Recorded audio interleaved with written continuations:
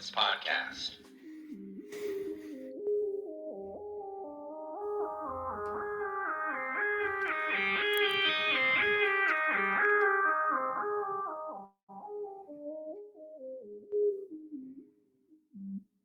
Episode 132, pillar number 2 of the 10 pillars of mental performance mastery breakdown. Stay in the course today, the skill of motivation and commitment.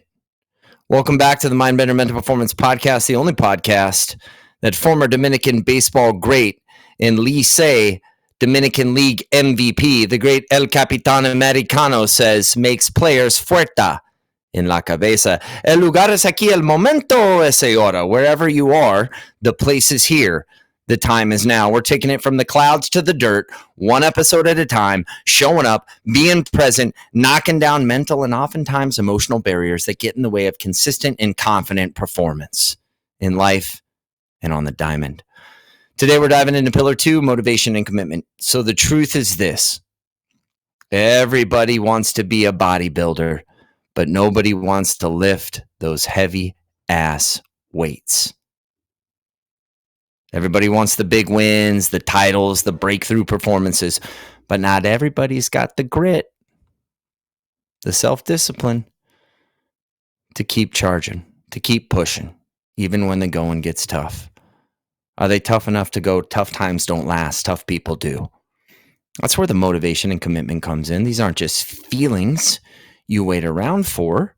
They're skills that we build. The people who reach the big goals, they're the ones who are as committed on the rough days, on the days you don't feel like doing it, as they are when things are smooth sailing. So motivation and commitment are what separate the winners from the quitters, the winners from the whiners. And winners lose more than losers lose. Why? Because winners keep coming back. Winners keep going, what did I do well? What can I do better? How can I grow and learn from this experience so that I can get better, more controllable, influential outcomes in the end? Remember this: motivation comes after movement begins. So here's something nobody else tells you. Motivation doesn't just show up. It follows action. Too many people sit around waiting to feel motivated. We talk a lot about this. You're never going to feel your way into acting, but you can always act your way into feeling better. Act differently than you feel if you don't feel like it. Movement changes moods, and motivation comes after movement begins. Guess what? If you wait until you feel motivated, you're going to be waiting a long damn time. And if you go, you know what, man, I'll give it my all tomorrow. The problem is you do that 300 times, that's a wrap. Your life, that is. That's a wrap. So you got to take action. You got to get moving. The motivation starts to build. There's power in taking even the next easiest step. We say if you want to win, you have to ask yourself, what's important now? The next easiest step. You see, oftentimes there is a gap from where you are to where you want to be. And in order to close that gap, people start to say, oh, that's the person I want to be way out there. And the gap is so large in between that we freeze in terror and horror of the all too real fact of the journey down into the valley in darkness and then back up the next mountain instead of taking the next easiest step. Think about it. When you're struggling to get to the iron paradise, the hardest part is just lacing up the shoes. Once you're moving, the mindset starts to catch up. Next thing, it's the start that stops most people. The start is what stops most people. You can have the biggest dreams in the world, but if you can't make that initial push, those dreams mean nothing. We say K minus A equals N. Knowledge minus action equals nothing. Plenty of people know what to do, but don't do what they know. So, don't be that person. 3 frogs are sitting on a log. 1 frog makes a decision to jump. How many frogs are left on the log? Most people are going to tell me there's 2 frogs left. I say, no! There's 3. The frog only made the decision to jump. In between the decision and the thing is the action. You don't have to feel like doing something to get it done. Show up, start, and the rest follows. Motivation comes after movement begins. Recommit to your commitments daily. Oftentimes it's like we got to get on and let's restructure things. No. We don't have to restructure shit. You've got it. You've got the foundation. You've got the scaffolding. What we need to do is recommit, not reconstruct. Just because you were motivated yesterday doesn't mean shit. Doesn't mean it's going to carry over to the next day. Nothing is ever owned. It's rented, and the rent is due every single day. Motivation is a daily decision. You wouldn't brush your teeth once a week and expect your breath to smell good the whole week. You've got to do it every day. That's just like mental performance. Remember your goals and recommit. When things get tough, remind yourself that tough times don't last. Tough people do. Right? It's the daily commitment that keeps you on the path. And when you're on the path, it's easier to stay on the path as opposed to getting on the path, getting back on the path, getting on the path, getting back on the path. You yo-yoing. Dial it in. Maybe you take tomorrow off, but not today. How about the telescope versus the microscope goals? Let's talk about telescope and microscope. If you got to have that big vision, that's our telescope goal, right? You're looking out in the future. You're seeing your vision. That's the ultimate destination you're working towards. But if you only focus on the big picture, the telescope, you're going to get overwhelmed. That's where the microscope goals come in. These are the daily, small action steps. So you take that big vision and you break it down. You reverse engineer it. You want to play 10 years in the big leagues? Well, let's see. You should probably have a good year this year. Probably have a good off season. Right? And then when you start the year, you should have a good year, right? I got to have a good first half of the year. Yeah. Oh, you know what? I got to have a good first month. Yeah. I got to have a good first series. Yep. Oh, you know what? I've got to get off well in this first game. It all comes back to that guy who wants to be a 10-year big leaguer. Reverse engineer it, put it on the microscope, comes back to playing the game one pitch at a time. Comes back to the daily habits and routines that create consistent and confident and controllable performance outcomes. Every big win is just a bunch of small wins stacked together. That's why we say today plus today plus today equals your goals. Next thing, vision board. Might seem a little woo-woo, right? Creating a vision board, but things happen twice. First in our mind, then in reality. Something very powerful happens when we take it from the clouds into the dirt where it can grow. That's what a vision board does. You kept your goals front and center, top of mind, tip of tongue, a constant reminder of what you're working towards. It's not just some kind of arts and crafts things here, right? It's a mental tool to keep your focus locked in. When you're seeing those goals every day, it's easier to stay committed to them. Then how about a perspective poster or a perspective person? Everybody knows somebody in their life who has been through something inherently dark and malevolent, whether it's health, whether it's some other issues, right?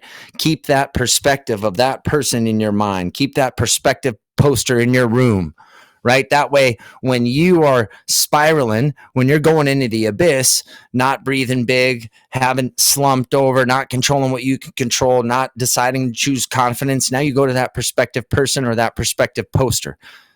That combination of things from the perspective poster, or that one person on the perspective person poster who says, you know what? Compared to what? You're going through your stuff on the field, playing sport, compared to what? So perspective poster and a perspective person. This is your reminder of why you're doing what you're doing and how you should be grateful. More gratitude, less attitude. Even on the hardest days, an attitude of gratitude, there's something to be grateful for. Gratitude shifts your focus and it fuels the resilience. The resilience meaning you do it even when you don't want to do it. Right? Gratitude. Hard to be fearful, have low-grade anxiety, damaging discontent, itchy irritability if you are grateful. Be fucking grateful. We talked about it already. Compared to what? When you're feeling sorry for yourself, ask yourself, compared to what? A bad day at the ball field better than a great day stuck at a desk under the fluorescent lights of Corpo Carl, having to put in PTO to go, Take your son to a ball game. Come on, compared to what? And remind yourself, this too shall pass. Remember, no feeling is permanent. The hard days will pass just like the easy ones.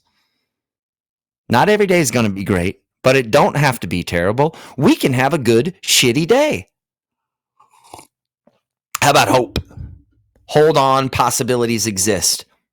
Hearing other people's experiences. Hope is an antidote. It reminds you that there's always potential for something better. Hearing other people's experiences, listen to those who've been where you are and pushed through and found a formula. That shared experience can give you strength to stay the course. So let's talk a little bit about what are the essential, the skills of motivation and commitment. Let's be really clear. Motivation and commitment are skills. They're not emotions you just wait around for. Motivation is about having the drive to get started, and commitment is the grit to keep going. Because gritty beats pretty and toughness beats talent. And hard work beats talent when talent doesn't work hard. And if the game of baseball is 90% mental and we're training less than 10% of the time, let's go all in on the things that we can control, our mental game. That's how you get the most out of your life and your baseball career, because personal development comes before professional development, and better people make better players. This is about being able to push through when the excitement wears off and things get hard. You want to be a big leaguer? What price are you willing to pay? How much are you willing to suffer? If you're already there, good. Let's figure out how to make it even better. Sticking with the program, even when you don't feel like it. Let's talk about some of the myths that are associated with motivation and commitment. There's a lot out there, right? What's the biggest? Is that it's something that just happens, right? That you need motivation every day to make progress. Wrong. You need commitment to get the job done, not motivation. Motivation is fickle. Discipline is what you need. Self-discipline. And the most important word in self-discipline is self. Motivation might start the fire, but commitment, that turns it into to the bonfire. Don't fall into the trap of thinking you need to feel motivated to make progress. I don't feel like training when at 4:45 Breakfast Club either. But feel ain't real. Act differently than you feel. Motivation comes after movement begins. Movement changes moods. Motion creates emotion. What and why? Here's a simple, powerful drill. What and why? What do you want to accomplish, and why does it matter to you? When you get clear on your what and why, you have a reason to push through even when things get hard. Write it down. Look at it every damn day. That why will keep you grounded and reduce decision fatigue. I don't feel like doing that thing I know I should do. What and why? What do I want to accomplish? Why does it matter?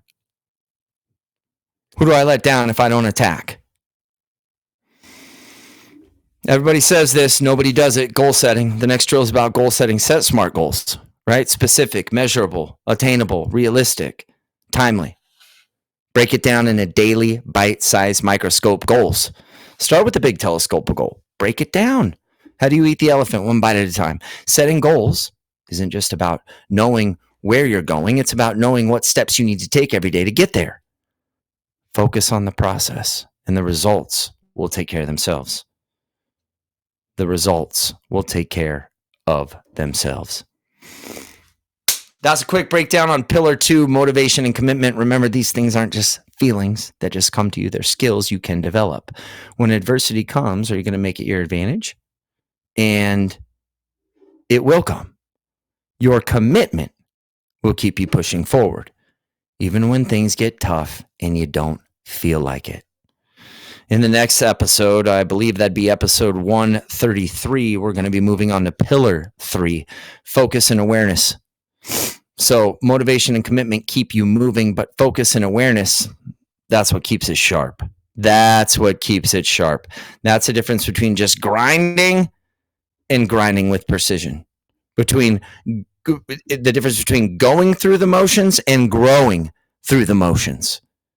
You can have all the motivation in the world, but if your focus is scattered, you're not going to perform at your best. You're not going to perform consistently and confidently. We're going to be diving into the tools, the major takeaways, the drills, and the stories to help you sharpen your focus and stay fully locked in. Para mis jugadores latinos, más línea, más vida. Hasta la próxima, recuerda, si quieres ser un jugador disciplinado, comprometido y preparado en el futuro, empiezas esa mierda hoy. Se necesita lo que se necesita y lo mejor está por venir. Until next time, remember, if you want to be a disciplined, committed, and prepared ball player in the future, you start that shit today. It takes what it takes, and the best is yet to come.